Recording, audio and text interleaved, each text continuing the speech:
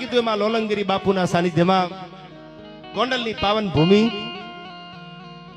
એવી પેલી વાત અહીંથી કરું. ગોંડલિયા ની ગાદીએ જેદી નથવે ચડાવ્યા નીર વડવાળા દેવ, પહેલી પ્રસંગ આપને કહી દઉં, પછી ગમતી વાતો ગીતો અહીંથી ગાવ.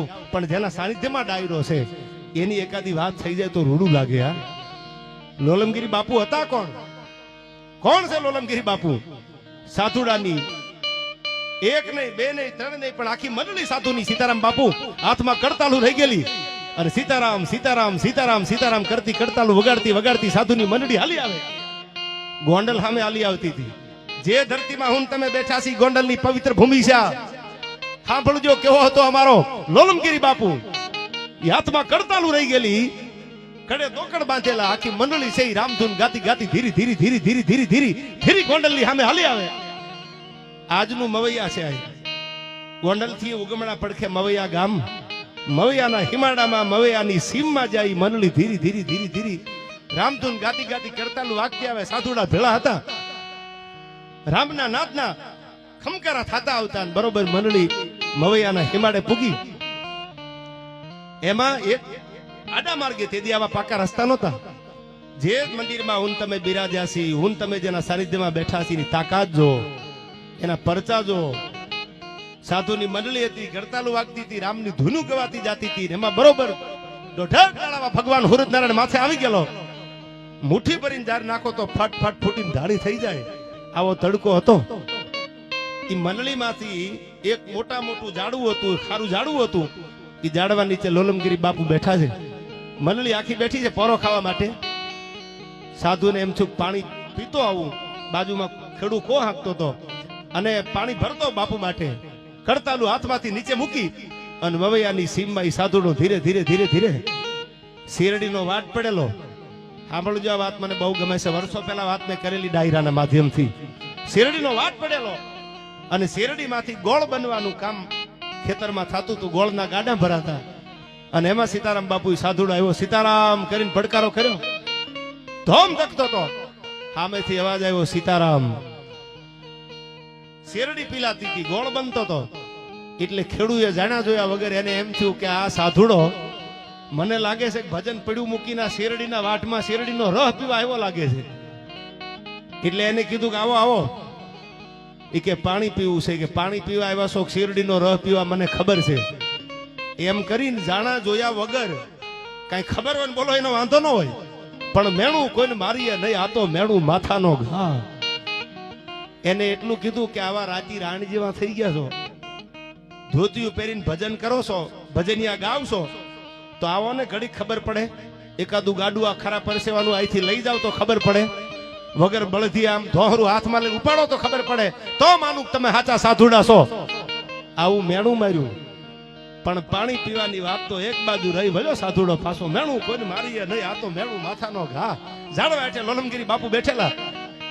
શું કામ લોલમગીરી બાપુ નામ હતું? સીતારામ બાપુ હવામાન લોઢાની હાકળ કડે બાંધતા.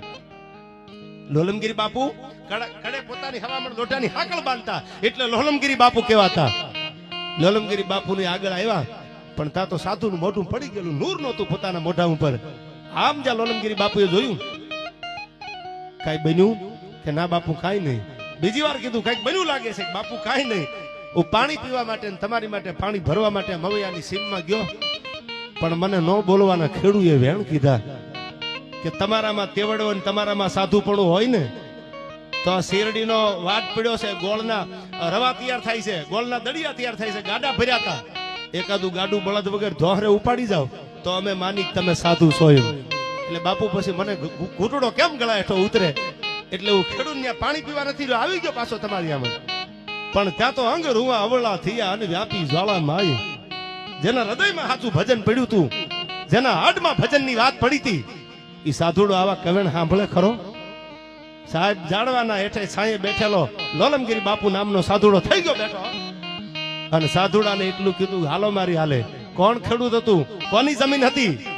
એ આગળ લોલમગીરી બાપુ અને વાય બધા સાધુડા કડતાલું વગાડતા વગાડતા વગાડતા. જે ખેડૂત ને ન્યા પધારો બાપુ પધારો, જે ખેડૂત ને ન્યા કો હાલતા હતા, ગોળના ગાડા તૈયાર થતા હતા, ન્યા લોલમગીરી બાપુ ત્યાં બીજા સાધુડા બધા આવ્યા અને આવીને લોલમગીરી બાપુ એટલું કીધું એ કે કોને વાત કરી હતી કે આ ગાડા છે બળદિયા વગર લઈ જાઓ કે બાપુ આ ખેડૂત જેમ ફાવે બોલવા મંડ્યા પણ આપણે તો સાધુના દીકરા છીએ આપણે થોડું કઈ કહેવાય એક નહીં ગણેશભાઈ બે નહીં ત્રણ નહીં ચાર નહીં પાંચ નહીં એકવી ગાડા ખેડૂતની ગોળના ભરેલા પડ્યા હતા સીતારામ બાપુ અને તેથી હવામાન લોટાની હાકળ જે કડે હતી ને એ આમ હાકળ છૂટી કરી અને આ ગોંડલમાં હું તમે જેના સાનિધ્યમાં બેઠા છી લોલમગીરી બાપુ હા સાંભળજો આ તત્વ કેવું છે આ ભજનની તાકાત કેવી છે આ રૂડી લગાડવાની અતિશોક્તિ લગાડવાની કે દંત કથાની વાત નથી જે પુરાવા છે એ વાત તમને કરું છું હવારમાં કોઈ પુરાવો માંગે તો મારે દેવાની તૈયારી છે યાર અને તેથી હાકળ કડમાંથી કાઢી અને જે ગાડા પડ્યા હતા ગોળના ભરેલા એક ગાડું લેવાની વાત કરી હતી ખેડૂત એક ગાડું લઈ જાવ અહીંથી તમારામાં તેવડો હોય તો અમે સાધુડા માનીએ સીતારામ બાપુ તેથી ગાડાને આંકડે હાકળ વીટોળી પોતાની કડે હાકળ બાંધી લોલમગીરી બાપુએ અને સાધુડાને કીધું કે તમે હાથ અડાડો તો તમને રામની દુઆઈ છે હું લોલમગીરી છું મારા ભજન ઉપર મને ભરોસો છે ખેડૂએ એક ગાડાનું કીધું તું કે એક ગાડું લઈ જાવ ગોંડલ સુધી આ જેટલા પડ્યા છે ગાડા લગાડી દો એકવી ગાડાની હાર કરી અને આ બાજુ કડતાલું વાગતી જાય અને આ બાજુ આ ગોંડલનો એ સાધુનો લોલમગીરી બાપુએ જે પડકારો કર્યો આગળ લોલમગીરી બાપુ હાલ્યા જાય અને વાહે એક બે ત્રણ ને એકવી ગાડાને લઈ અને આખી ગાડાની હાર માળા જાવ મવૈયાની જમીનમાંથી મવૈયાની સીમમાંથી નીકળી અને ગોંડલ હામી હાલતી થઈ ગઈ અને ગોંડલ હામી હાલતી થઈ એટલે ગોંડલ મહારાજાને ખબર પડી કે લોલમગીરી બાપુ કડે હાકળ બાંધી અને એકવી ગાડા ગોળના ભરેલા લઈને મવૈયાની હિમમાંથી ગોંડલ હામાં હલ્યા આવે છે લાકડી પડે એમ ગોંડલ મહારાજા પગમાં પડી ગયા અને એટલું કીધું બાપુ કદાચ કોઈ ખેડૂની ભૂલ થઈ હોય મારી રૈયતની કોઈ ભૂલ થઈ હોય તો બાપુ તમે તો સાધુ છો તમારી સામે વાદ ન હોય અને તેથી લોલમગીરી બાપુ એટલું કીધું કે હું સાધુનો દીકરો છું વાદ મારે ન હોય પણ એ મેણું મારતા હોય તો મેણું કોઈને મરાય નહીં મને મારા ભજન ઉપર ભરોસો છે અને એકવી ગાડા જે લોલમગીરી બાપુ કડે હાકળ બાંધી અને ગોંડલ સુધી મવૈયાથી લઈ આવ્યા એમાંનું એક ગાડું ગણેશભાઈ હજી ગોંડલ રિયાસતમાં છે એના પુરાવા માટે ઓથેન્ટિક પુરાવા માટે હજી એક ગાડું છે જે બાપુ એકવી ગાડા લઈને આવ્યા એમાંનું એક ગાડું કોઈ ગોંડલ જાવ તો ગોંડલ રિયાસતમાં હજી એક ગાડું પડ્યું છે આ લોલમગીરી બાપુ હતા અને આ સાધુડાની તાકાત હતી ભજન કરી જીતે મનવા વજન કરી હારે